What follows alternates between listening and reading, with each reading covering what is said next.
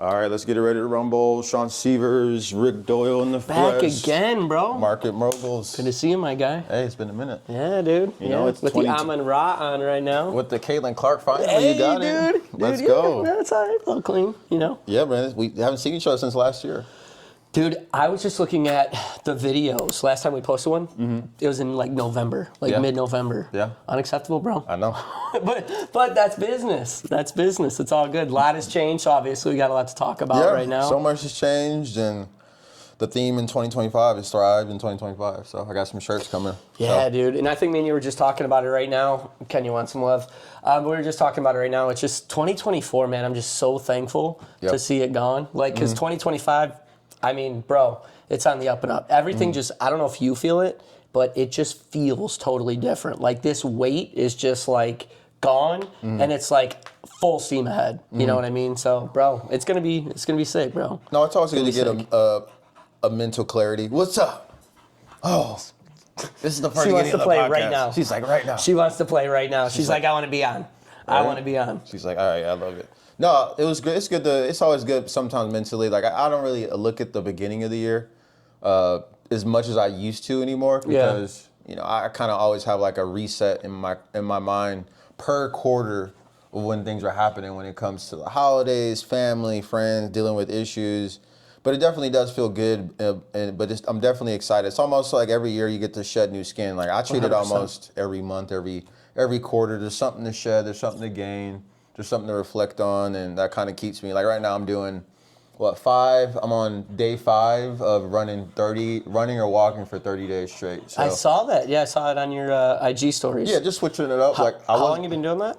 This is day 5. Day 5? Okay. Yeah, just being consistent. It had nothing to do with the new year, but I just wanted to switch up the workout routine. Gotcha. But yeah, 2024 was definitely interesting. It was a blessing. Definitely came with lessons, and I'm excited to move super fast with 2025 because it seems like a lot's unraveling for ourselves as well as the world around us, and it's up for us to take advantage of, whether it be, you know, certain stocks to go ahead and capitalize on when it comes 100%. To being a, you know, market mogul in that sense, or simply just doubling down on your marketing. Well, let's talk a little bit about the TikTok ban, right? Because obviously being somebody who built such a big following on TikTok, I think what's cool to see right now is for the first time in a long time, I've seen a bunch of Americans. There's 170 million Americans that are basically standing up against politicians and saying, you have no idea what you're doing right now. And I think, like, I know we were talking about it last year, but like 2025 is the year of transparency. It's like, bro, it's like, we're not going to forget these things that you're doing right now. Because I don't know how much you know about like the TikTok ban thing, but it's the idea behind it, and the argument that was posed was that it's this big threat to national security.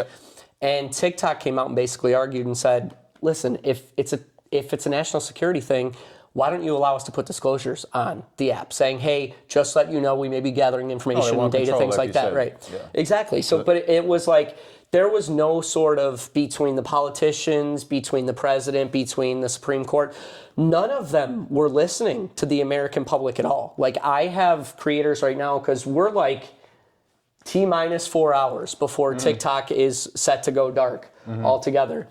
And I have a bunch of TikTok content creators that are like, we're going to reach out to our politicians. We're going to let them know that this is not okay. Shit. Like, we're standing on business right now. Yeah. And it's like, I'll actually send this to you, but Tom Cotton is one of the senators in Congress that has been like, we need to ban TikTok, and TikTok is a threat to national security.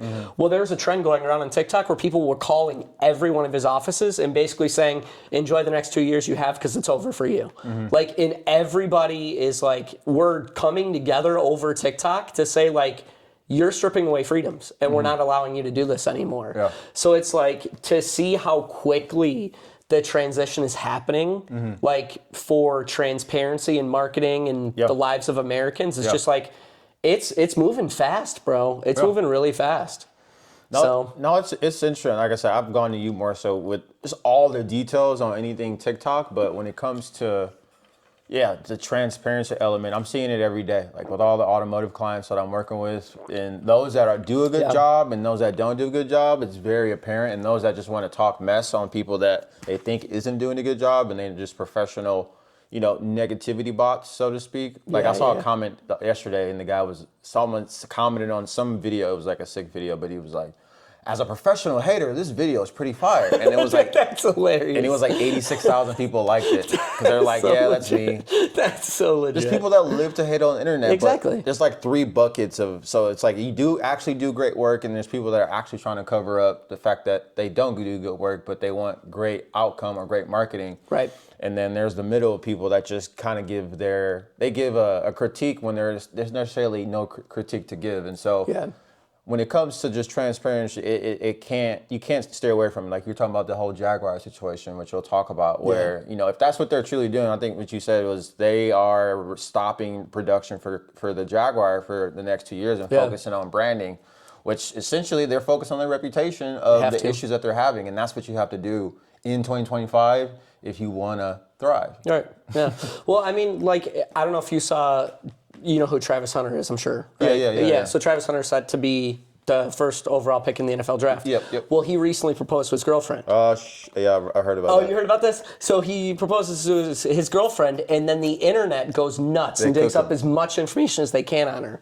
Well, come to find out, she's been having a lot of infidelity things, like could potentially be like closet cheating on him, like that type of deal. And the internet is just like reaching out to him and like, bro, like she's after the bag right now, like be careful. But immediately I thought about like transparency. It's like, bro, her whole life was on the internet. Yeah. And she let people see it. Well, that's great. But now it's like, that's coming back. Yeah. People are like, no, we want to protect the people that we care about. In this case, Travis Hunter, right? We don't want to see him get taken advantage of from somebody who never cared about him in the first place. And I'm not saying she didn't care about him, but it's like, I just looked at that from a transparency standpoint, and I'm like, bro, that's the stuff that like, everybody's keeping receipts, bro. You gotta check that's just the way it is. Check the Carfax. Yeah. 100, we're keeping receipts. Like in 2025, we're keeping receipts. I was just doing a TikTok live literally over the past 3 days because of the TikTok ban. And all these haters in the comments, all of them, bro, TikTok's going away. And I mean, my headline on there is like, TikTok will not be banned. Like, that's the thing. And the reason why I'm doing it is because I'm standing on business. I've said it for 1.5 years. It's not going anywhere. Okay, maybe it goes down in 4 hours, but I guarantee you, Tuesday or Wednesday, it's back up and running. So it's not banned forever. But you have these haters that are coming in the chat because you have the keyboard warriors, right, that are like, you don't know what you're talking about, bro. You're just salty because you're going to lose your following, like all this shit. And it's like, guess what I'm doing the whole time? Screenshot. Because guess what's going to happen? Tuesday's going to come, bro. No, I'm keeping receipts, bro, because that's the society we're living in, bro. It's like that type of deal. You know what I mean? But I mean, it's just like, it's cool and refreshing to see, though, because I think at least 10 years, we've just been seeing way too much fake stuff online. Like people showing you only what they want you to see, not who they really are. And there's like, that's detrimental, bro, because number one, your following is buying who they think you are, but they're not buying the authenticity. So behind the scenes, you could be a terrible person, bro. Oh, it'll get out, because there's people that see you, they know who you are. It always comes out. If you're not a person that's authentic, or you do a bad job of something, but you show yourself as if you do a good job, the people that know who you are will, if they don't directly say something, they will send the warriors. It's coming out. It's going to come out one way or another, because it's the fuming element of like, that's not who he is. And so negativity sells. It's unfortunate, but it's something that it's something that will be the world be known, and all you really can do is address it. Like the thing with Jaguar, the one thing that's commendable about that, again, I don't really have too many layers and depth of just the whole process of it, but they're taking the criticism that they've gotten for so many years head on, and therefore they're making an adjustment and essentially taking some form of accountability. There's a lot of companies, there's a lot of businesses, there's a lot of entities. If they just took accountability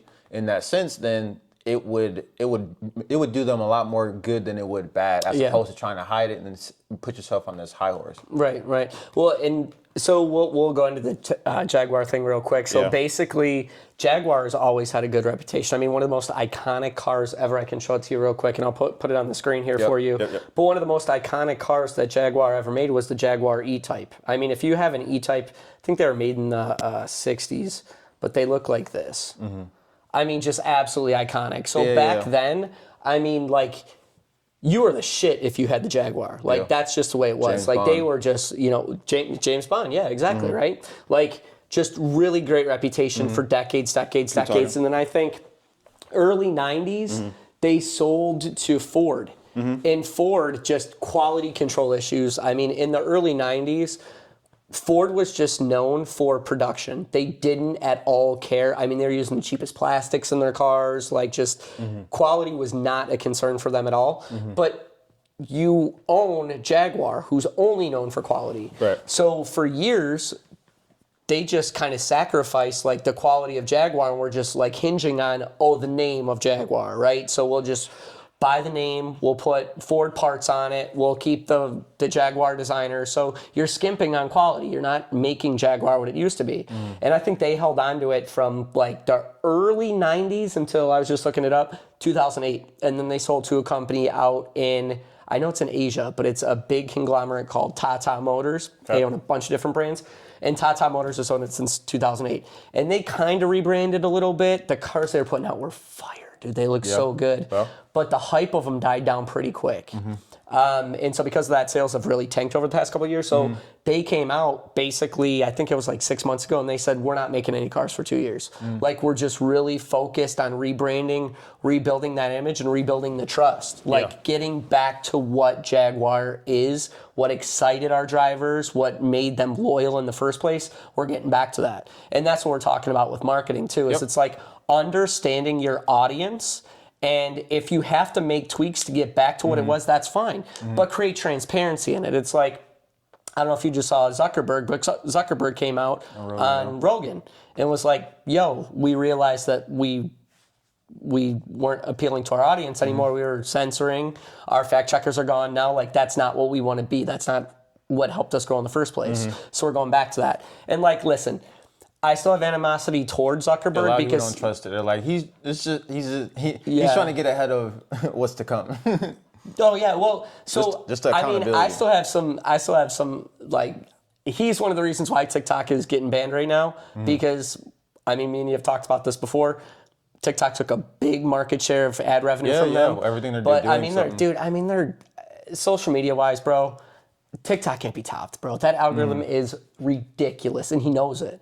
So it's like, I think now he's trying to come out because he's like, all right, listen, number one, TikTok's getting banned. We want that market share. Number two, like, Trump's back. So I'm not trying to cross him. Like, we're not doing that. So it's almost kind of like, do I appreciate the fact that he's getting rid of the fact checkers? Yeah. Because, bro, what you think are facts are mostly people's opinions. That's what the fact checkers were. We don't agree with what you're saying, so we're going to take it down. It wasn't about facts at all. Yeah. It was, you don't agree with what we're trying to put on the platform, so we're going to call this false information. Yeah.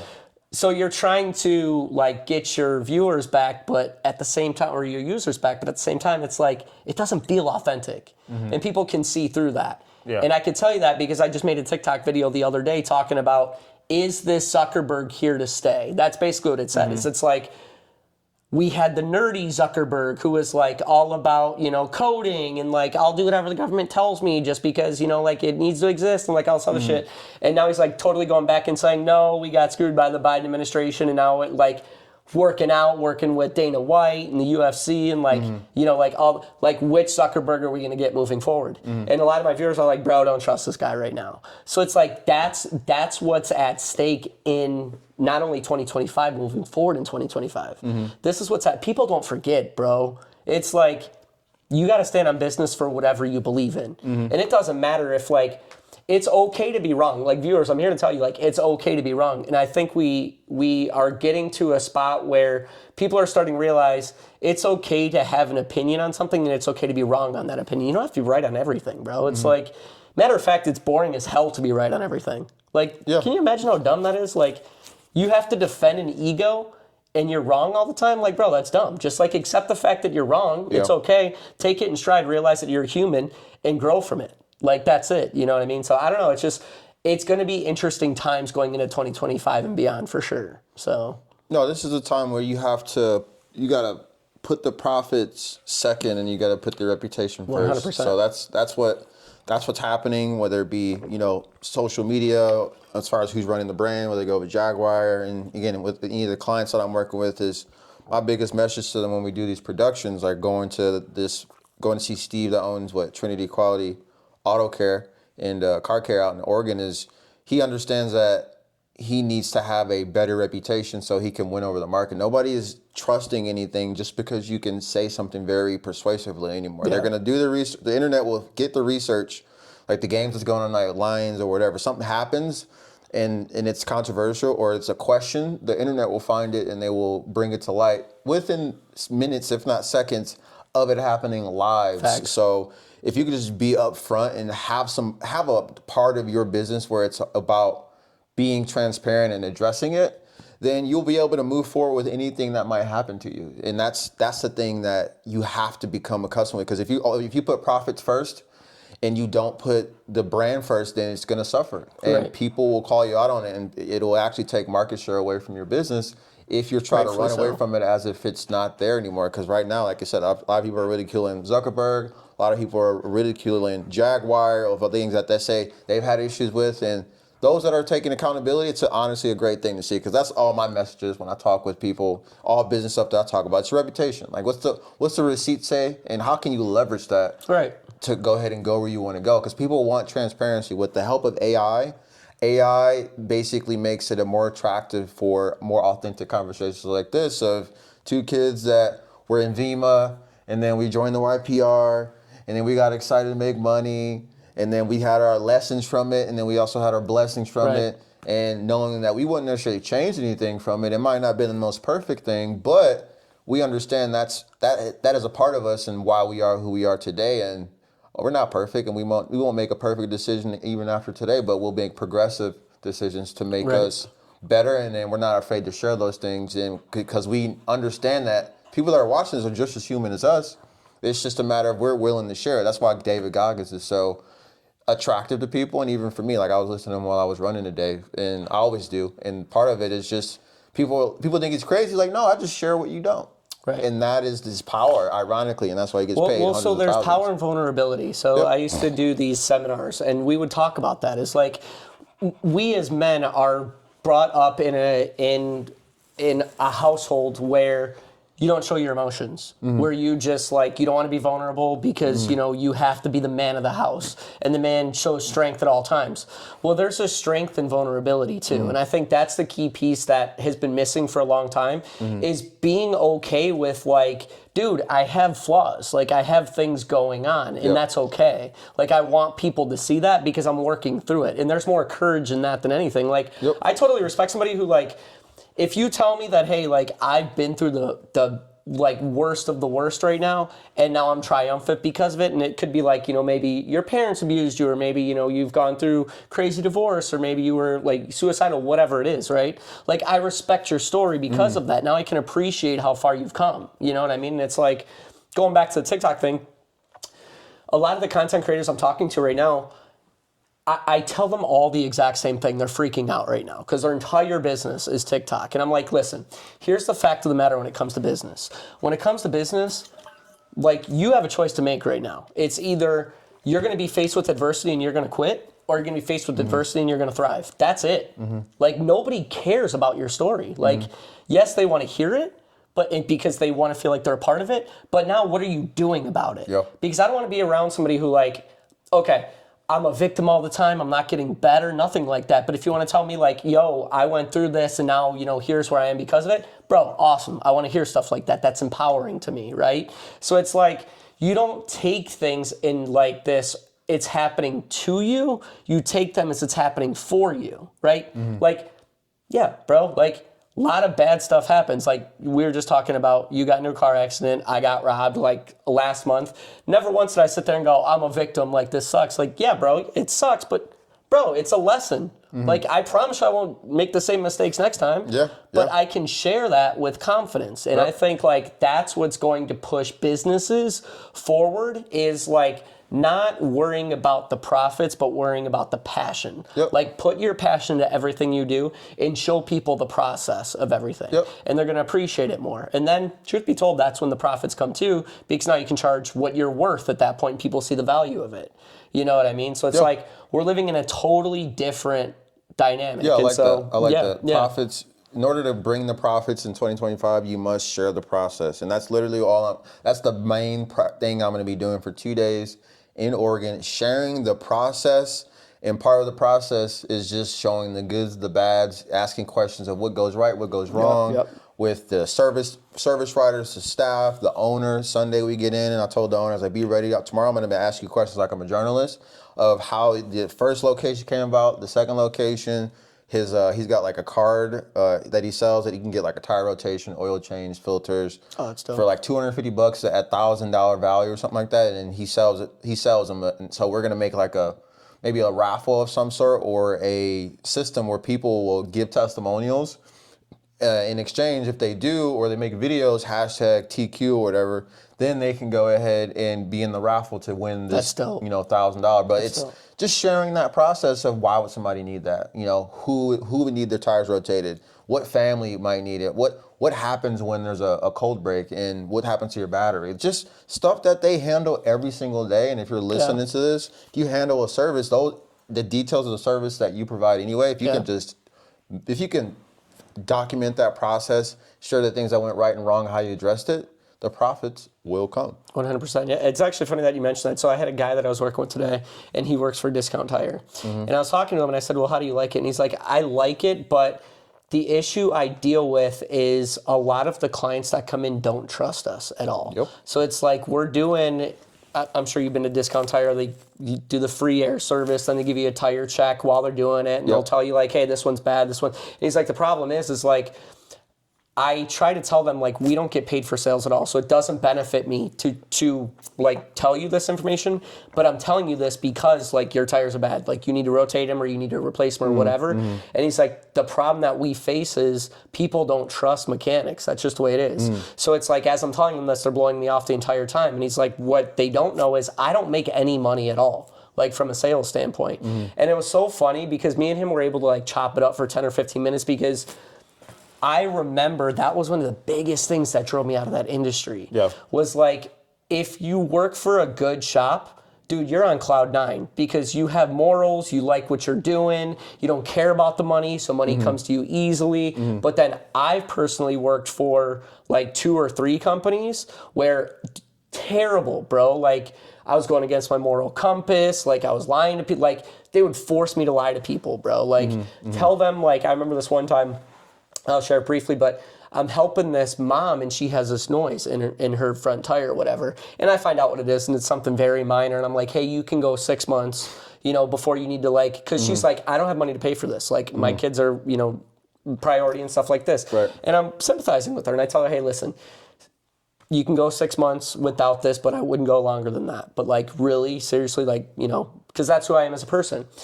Owner of the shop comes up and is like, you can't say that. Like, if she needs it today. And I'm like, bro, what is this? Like, that's the type of stuff that I was facing. That's why I left the industry.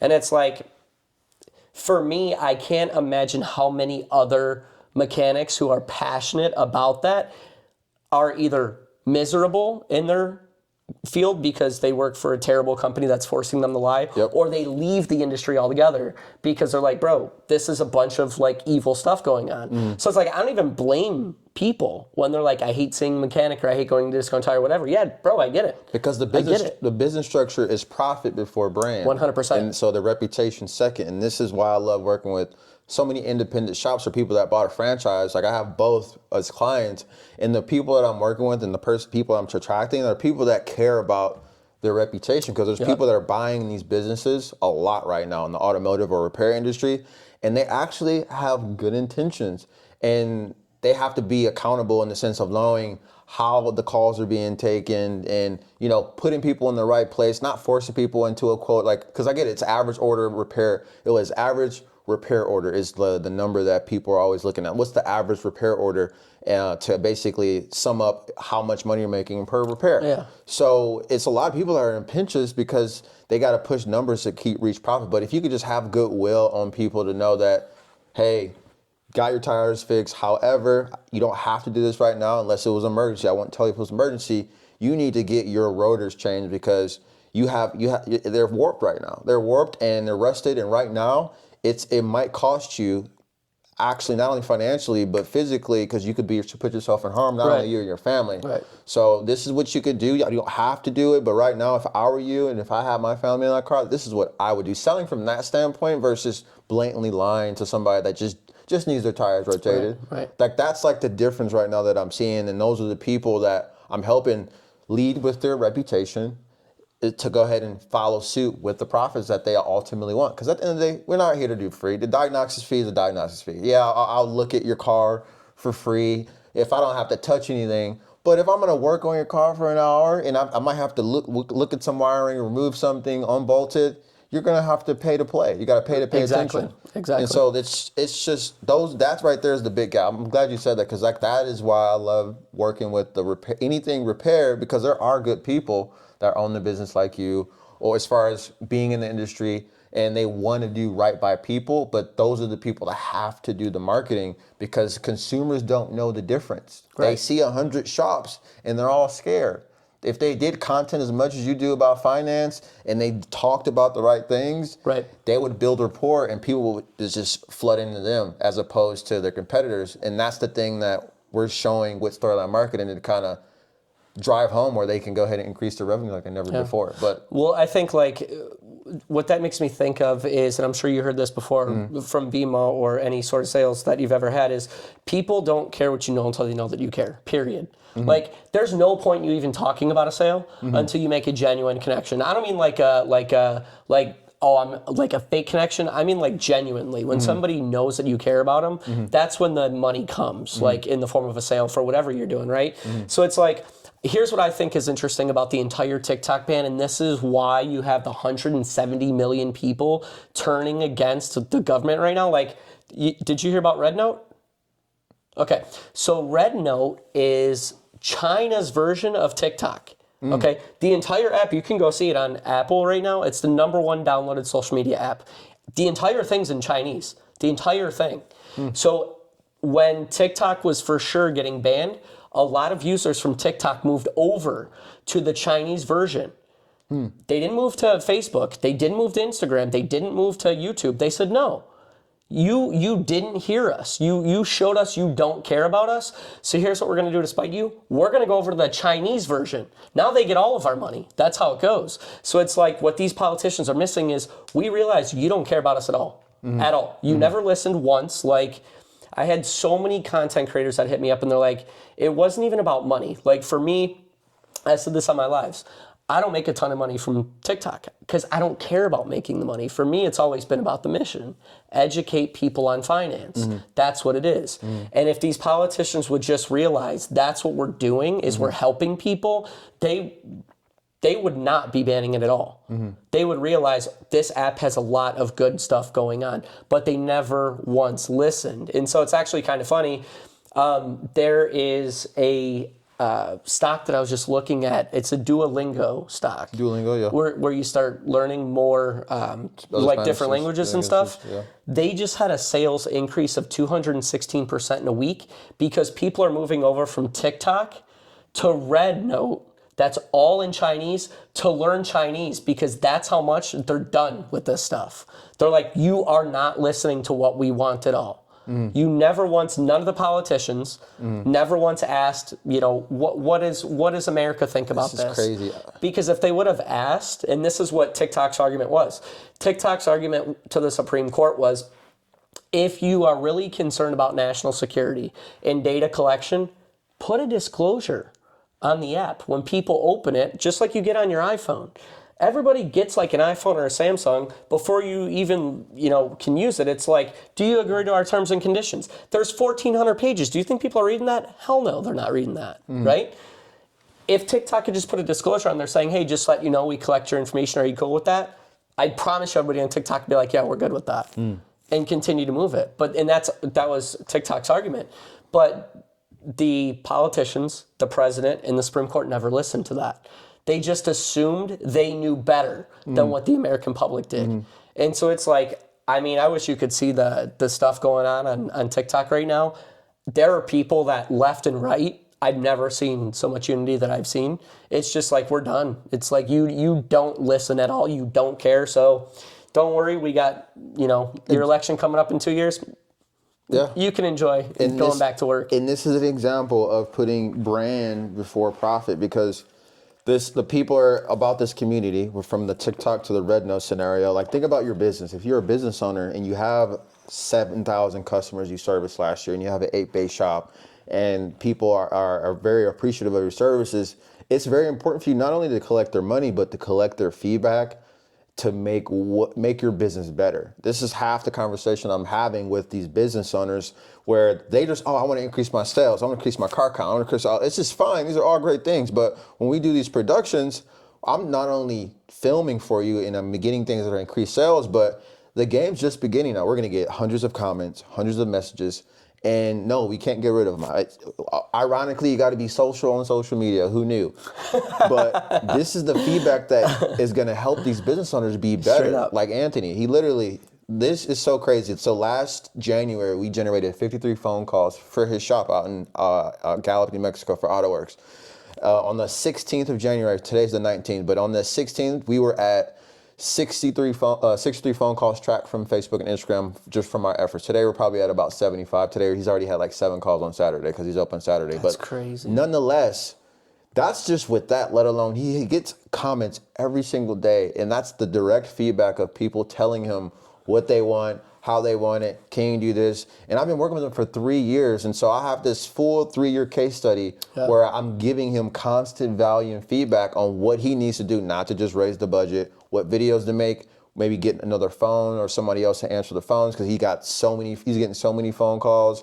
But it's overall feedback to make your business better. And again, your brand, his brand is the reputation that we're listening to make adjustments so it can overall be more profitable for his business, but also just a more wholesome experience for the customers, which it wins for everybody, and it helps him dominate his competitors, because he's not just trying to collect a paycheck. Anthony wants to do a great job, and despite him being a sarcastic bastard, other than that, he genuinely wants to help people, and he's leading with the brand and reputation. You can feel that. You can feel that. Yeah. Yes, and that's where a lot of businesses are missing. People that want to make money. If you're not of service, like you're talking about with TikTok minded in 2025, you will not thrive. It'll be opposite of thriving. You will be exposed, and overall you will lose to a client that will become a part of Storyline Marketing's client roster if you're not listening to what people are saying, or you're not seeing the value in a production and the feedback you're getting when people are telling you what they do as well as what they don't want. Yeah. And I think that's a good point too. And this is something I just learned pretty recently, is like really understanding your market, because they're going to tell you what they want, right? And so it's like you always want to be flexible and not necessarily just say this is how it's done all the time. This is how we're always going to do it. You can't do that. Like, because things are changing so fast. Like, people want different things. So it's like, I know you understand this in the automotive world. It's like you're really just resonating with your client. What do they want to see? What do they want to hear? They want to feel like they're being heard, which builds trust, right? And so, like, for me, I underwent a huge rebranding over the past couple of months, because what I started to understand is the market I was going after, it wasn't quite what the market was calling for. So what I mean is I was doing a lot of like debt elimination and stuff like that. I was a big fan of like helping people with that, but that's what I wanted, right? That's not what the market wanted. And what I started to realize is I had so many people hitting me up and they're like, bro, this is awesome. Like, yes, we're learning a lot of this stuff, but how would you invest your money? Like, it's 2025 right now. We need to take advantage of this as much as we can, right? And I started to really be cognizant of it. I'm like, okay, there's patterns here, and that pattern is the market's calling for this right now. So now here's what I've done, and I don't know if you saw this or not, is I want this idea of investing to be relatable to everybody, not just people that think, or people that have enough money that have already started to invest. But if you, like, maybe you're uncertain about where to get started, or like, hey, tell me more about this, right? I want to make it so it's something that you feel more comfortable no matter where you're starting to invest. So one of the challenges that I just started, actually, and I'm doing it on YouTube, is going from $5 in the stock market to $1,000 as quick as I possibly can. And that's all I'm putting in is $5. And I'm just documenting the journey the entire way, because my thought process is, everybody can afford $5. Everybody. Yep. Right? So this is like a challenge that I've never done before in my entire life. Like, have I traded in the stock market? Hell yeah. I'm good at it. I'm really good at it. Yep. But never have I done this. So it is like maximizing, and I talk about this in my short form and long form, but I talk about how uncomfortable it is. Yeah. Like it's super uncomfortable, but I'm flexing a new muscle. Yep. And I like showing it because am I confident I can do it? Hell yes. Mm-hmm. Does it push me to my limit? Hell yes. Like I started on Monday, and I'm going to release a video here probably next week, but I started on Monday and I immediately went down 30% in my stock portfolio. That's a ridiculous number for one day. Yeah, like if you lose 30% in your stock portfolio, bro, you're mortgaging houses type deal if it's your entire thing. So like the first day I'm like, oh, this isn't good. But what did I do? I made content on it and I told people like, here's how I'm feeling right now. Yep. I'm feeling like I made a mistake, no big deal. I pulled out of the trade. Now within 2 days, right, I was able to recover from that. And now I'm up again. I'm up 10% or whatever it is. But the point is, it's not about the destination, it's about the journey. It's like, does it make me uncomfortable? Yeah, I know what I'm doing, but now I have to document the entire thing because it shows transparency and it also is relatable because that's what the market called for. And that's where, like in business, I don't know what type of business you guys may have if you're thinking about starting a business, maybe you're just doing social media, whatever, but you have to be able to listen to what your audience wants, show transparency, show consistency, and just be vulnerable. Yeah. And watch what happens. You're building a brand for yourself, and that brand you can take with you anywhere, no matter what you're doing. It's agitating. Like I get on these calls. Like I've taken dozens of calls. I've been following up with people that said they want to work with storyline marketing, and then they are entitled that they think the market owes them something. Again, I've had a few people, and if they watch it, they know. And again, they know I say it out of love, but they think the marketing game should just supposed to work in their favor. They don't need to do anything. And I get it. It's frustrating, but it's a muscle that you need to learn if you want to propel your business into places you've never been. Because I'm talking to business owners, they're doing $1 million, $1 million, $2 million, $3 million a year. Obviously, they might not necessarily be pocketing that, but they built a great flagship of business. But the frustration of not wanting to invest into their business or spending times commenting or making videos, it's baffling because they see that it's working, but it's the frustration thinking it's just supposed to just work overnight for their business. And that's the thing that just kills me because it's just like anything. We gotta water it, you gotta grow it, aka comment. You need to share stuff, you need to be in the comment section, you need to respond to comments, you need to tell people what you want, you need to make adjustments. A lot of people don't want to make adjustments. They post 14 times, 10 times. Like now social media is a job. It is a full-time job, a social media manager. You might need to hire, you need to get an actual media buyer, you need somebody to film on a regular basis. And you need to be listening to what people are saying. Just because it doesn't work the first time, like for you said it didn't work, you documented that. Yeah. You documented it. And then rebrand. That's all it is. It's a Jaguar thing. Yeah, you pivoted. Yeah. You're like, oh wow, okay, debt elimination, that angle isn't necessarily work. I can still help people with that, but it's not getting the traction that I actually desire to help people and then also profit from it. So let me make a pivot. That's what a lot of these business owners are lacking mentally. And for me, it's just, I've always say, I've been laying on this flagship for a while, is you need to be producing more than you consume. 100%. As opposed 100%. To, because how are you going to go home and watch a movie with your family and then hear about them, gossip about it, but you only got 2 posts that are generic photos about your shop? Meanwhile, why isn't one coming in? Like that, the market is telling you how you need things to work, because a lot of these shops, they have automotive algorithm, anything in there, and so it's the fear, which I get that element, but it's the fear of holding yourself accountable, because posting content, it's a two-way street. It was probably nerve-wracking when you did that video and you're like, 30% down. You know what? Dude, I was freaking out, You're dude. like, I've never felt emotion like that. Like I was so confident, bro. Like I go in and I'm like, cause Quantum dipped like 40% or something on Friday, and I'm like, there's no way this keeps going down. No way. Like, I'm going to buy the dip, bro. I'm going to buy the dip. Yeah. And so I buy the dip on Monday, and it just keeps going down another 20, and I'm panicking, bro. Yeah.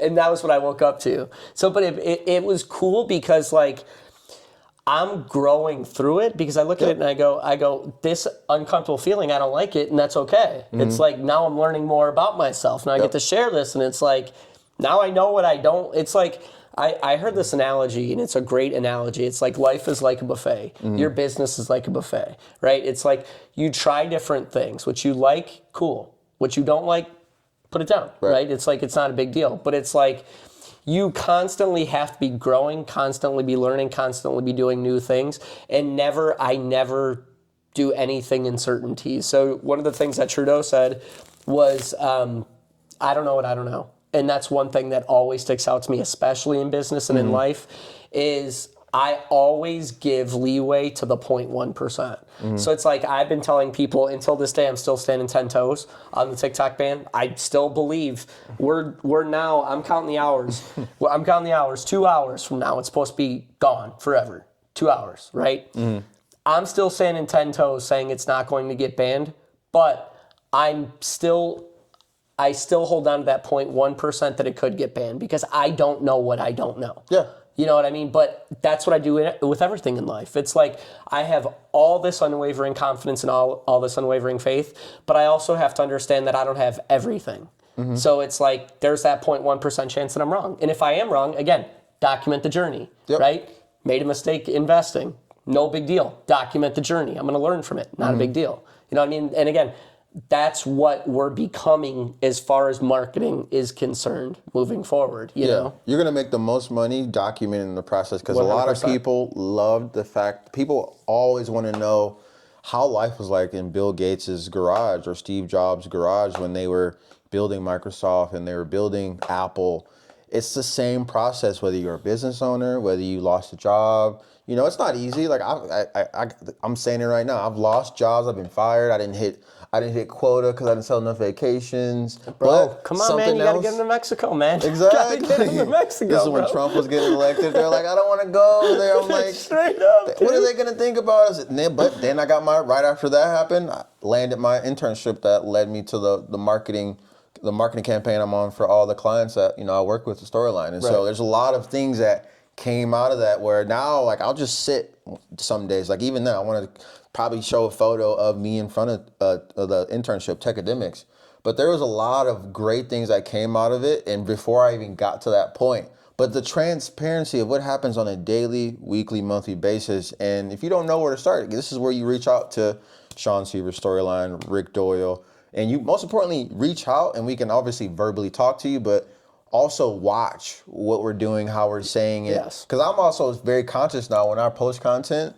I'm trying to be balanced in how I share. I just don't want to be optimistic in what I share. I always like to put a lot of accountability of what people might be going through and sharing that, not only personally for myself, because life isn't rainbows, but mentally our brains are tricked. And that's why this conversation is important, because you are tricked to think that everything is going well for people, but they're just showing you the highlights. But in reality, they have a lot of stuff they haven't necessarily addressed. If everybody just kind of shared their process, it would make social media more appetizing, and overall, it would push you more forward to handle your own stuff. But mentally, some of you guys are in the realm of algorithms of things that are just sunshines and rainbows. I tell my girlfriend all the time, I'm like, life's not a Disney movie. And I tell that to her, but I also tell it to myself to remind myself, because you watch stuff and it's a happy ending. But there's a lot of stuff that went into who we've become today. Again, how we know each other, how we came about, and it was a lot of grit. It was a lot of Vima meetings. It was a lot of, opportunity calls. Till this day. I mean, Skype and Eric. Yeah, dude. Hey, jump on the TV, bro. Real quick, show us the BMW, bro. Like, that's how I'm proud of that. Again, I got receipts of that, and I look at that all the time. I'm like, damn, this is where it all started. Just really dialing in and really going from extrovert to introvert to extrovert.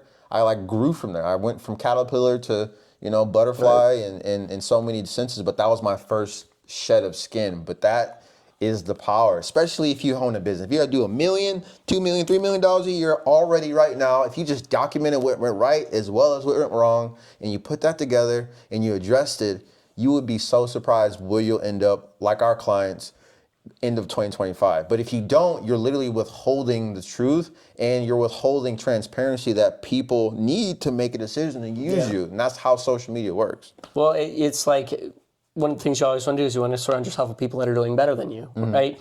And one of the biggest things that I've learned, especially in business, is like, you go through these ebbs and flows in businesses like what we're talking about right now. It's not all just good stuff. It's like there's days that I'll wake up and I just want to rip my hair out, bro. Like I'm like, bro, why am I still doing this? And then I have people that I can reach up to and go, hey, is this normal? And then like, oh yeah, no, absolutely. You're gonna feel like you're running around on fire all the time. Like, but that's what it takes too, is you want to make sure that you're surrounding yourself with the right people, because you're always going to be dealing with something. That's part of life. Growth is a massive part of life. And you're either growing or you're dying. There's no two ways about it. So who you surround yourself with is going to become very important, because, and that's why, again, getting back to marketing, you got to surround yourself with the right people. You want to look up to people that, you know, you resonate with, because when you're on this journey of becoming whatever it is you're interested in, whether it be investing or mechanic shop or business or whatever, you want to feel like, okay, I can reach out to this person. I trust this person. They're showing me the process. Now it makes you feel normal. That way, when times get hard, you're like, all right, now I know Sean's been through this. This is normal. I need to keep pushing forward. I'm not this anomaly or this, you know, this first time it's ever happened. No, you'll find that like, no, this is very normal. It's like the clients you work with. So the clients you work with very stuck in their ways right now. And you're trying to tell them like, bro, do something different, right? Well, the fact of the matter is if they don't do anything different, their income is capped. That's it. It's done. You know what I mean? But it's like, in order to do something, to get something different, you have to do something different, which means you have to constantly innovate. You have to constantly change. You have to constantly get uncomfortable. You have to constantly fail. That's the biggest thing. And there, again, is power in failure. There's power in vulnerability. Failure is profitable. Yes. Facts, dude. Facts. In everything you do. In everything you do. Attracting the person you were meant to be with comes with failure. I'm making that a shirt. Failure is profitable. Failures, dude. That's my next shirt. You should, dude. Merch on sale right now. Boom. ShawnSeavers.com/tag. Wealthy thinking 101. slash merch. Seriously. Let's do it, dude. Let's do it. No, I like that. No, it's so true. I don't know. I wanted to say this in my last rapping thought is, what was I gonna say? I'm gonna say that the Lions, bro. Lions the Lions, dude. I'm excited about that game. But it's culture. No, bro. I was gonna say this is the fact. Like example, some of you guys are watching this, and I want to use these clips to talk to those that I've been retargeting for years, or for the past year. I love talking to you guys that I've either texted or called, and some of you guys respond. Every 5 to 10 people I talk to, I find one or two of you that are ready to take the leap. And it's not a rainbow to get there. But the reason why I love doing it, especially working with Parks, and then also trying to convince you, like I was telling you earlier, is the fact that how many more people I've able to help as months and time has gone on, it just makes it that much more worth it. It makes it worth it to find the shop owners that want to do good job and do good work, and they understand in order to pay, they have to pay attention. So if I talk to 10 people and I get 2 people that are ready to jump on board, it makes it that much more exciting, because I understand not everybody's ready. I understand that just as if you understand, if you own a shop, that not everybody's people price shop. That's part of it. And that's something you guys need to understand. And I understand it. The fact that some of you guys look at several agencies, or you're trying to understand what this is about. So I have empathy and I have patience enough to understand that, and not, oh, why are they price shop? I get it. And it's my job to simplify and present details and data for you to make an educated decision so you can move forward. And so I'm okay with that process, even though some of you guys don't text me back. Some of you guys said yes, and then it was too intimidating to say not necessarily right now, and because everyone's busy. I'm busy as well as you're busy, and it's just a matter of making it a priority. But I appreciate that. I appreciate that day to day, because it's not perfect on my side of things. Like again, I'm going to see with Oregon. Steve's been watching my ads for 3 months, and this is what I mean when it comes to retargeting. We talk about it. He's been seeing my ads for the past 3 months. And he was like, I didn't necessarily believe you when I saw you. I thought he was with his friends. And then he jumped on the phone with us maybe a week and a half ago. 2 days after we did a demo call with him showing how he worked, he put the deposit down, and now we're going to Oregon. But I didn't necessarily see that. If I stopped, I would have stopped month 2. He may have reached out, but it makes me more desirable to keep going and be impactful, lead with the reputation of helping people to therefore help bring the profits for me to facilitate, $1 million a year with storyline marketing. But again, that principle of the day-to-day, of the no's, the hang-ups, or people that have spam blockers thinking it's a spam. I'm like, no, bro, I'm trying to help you along your story with your marketing. What's up? Let's help you. Let's go. Yeah. And I'm being persistent because I know what's on the other side. I'm going to run into a Rick Doyle. I'm going to run into a Steve. I'm going to run into a Dave, Anthony Montoya. These people are on the other side. And so it would be a disservice if I didn't do it. And that right there is the motivation that all I need is to just keep pressing forward, because the more wins I get people, the more excited I talk to the next person. Exactly. And they're going to feel that. Exactly. And they're going to be like, what do I need to do? Despite you not necessarily being ready. If you are ready, then hey, then that's a different story. But I understand and I get that. So even with my failures are profitable. Long story short. Exactly. Yeah. So failures equals profit, bro. Yeah. Wealthy thinking 101. So go Lions. Go Caitlin Clark. Go Caitlin Clark. And again, this is the first podcast of 2025, but we won't go a long time after that. But yeah, if you guys are liking what you're seeing, definitely lock in, leave a comment, give us feedback, because we're doing exactly what we're telling you to do. Reason what? Literally. Rick's been trying to do a podcast for the past week, been busy, but I was like, we got to do it. As much as I got to go and I got to pack, I got to do all these things, I got to go buy this stuff. But this is important because I have to practice what I preach. We have to practice what we preach, showing the positives, the negatives, and the overall, the conversations of what that's like. And this is helping us move forward as a communicator, but also for our business. So until next time, thrive in 2025. Let's go.